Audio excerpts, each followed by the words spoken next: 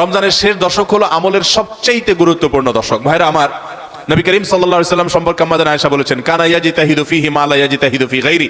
রমজানের শেষ 10 দিনে আসলে নবী সাল্লাল্লাহু আলাইহি সাল্লাম ইবাদতের জন্য এত চেষ্টা করতেন, এত মেহনত করতেন, এত সাধনা করতেন, তার জীবনে অন্য কোন সময় ইবাদতের জন্য এত সাধনা করতেন না, শেষ 10 দিন ইবাদতের জন্য যেরকম সাধনা করতেন।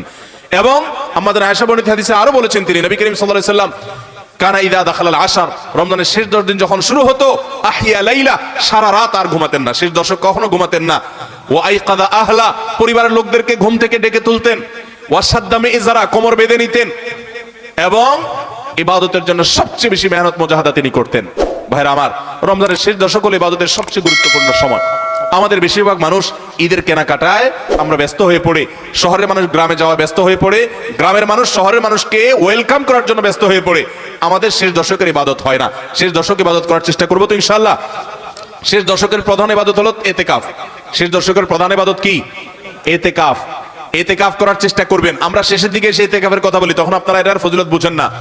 নবী করিম সাল্লাল্লাহু আলাইহি সাল্লাম রমজানের রোজা 3য় হিজরিতে ফরজ হয়েছে, তার ওয়াফাত পর্যন্ত কোনো বছর শেষ দশকের এতেকাফ ছাড়েন নাই, মসজিদে এতেকাফ করছেন। যুবকরা এতেকাফ করবেন তো ইনশাআল্লাহ।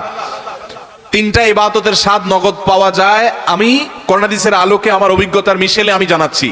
এর মধ্যে একটা হলো, লম্বা সময় নিয়ে যদি সিজদা দিতে পারেন, বিশেষ করে তাহাজ্জুদে, তো দেখবেন এটার স্বাদ আপনি অনুভব করবেন। আর দ্বিতীয়টা হলো এতেকাফ। এতেকাফ রমজানের শেষ দশক যদি মসজিদে বসে যেতে পারেন, গাঁটি বুসকা নিয়ে, কিচ্ছু করতে পারেন না, শুধু বসে গেছেন মসজিদে 10টা দিন, আপনার ফিল হবে যে আপনি আল্লাহ তাআলার চৌকাঠে এসে পড়েছেন। এতেকাফের মজা যারা একবার পায়, তাদেরকে এটা থেকে দূরে সরা রাখা যায় না। আর 3 নম্বর হলো আরাফাতের ময়দানের দোয়া।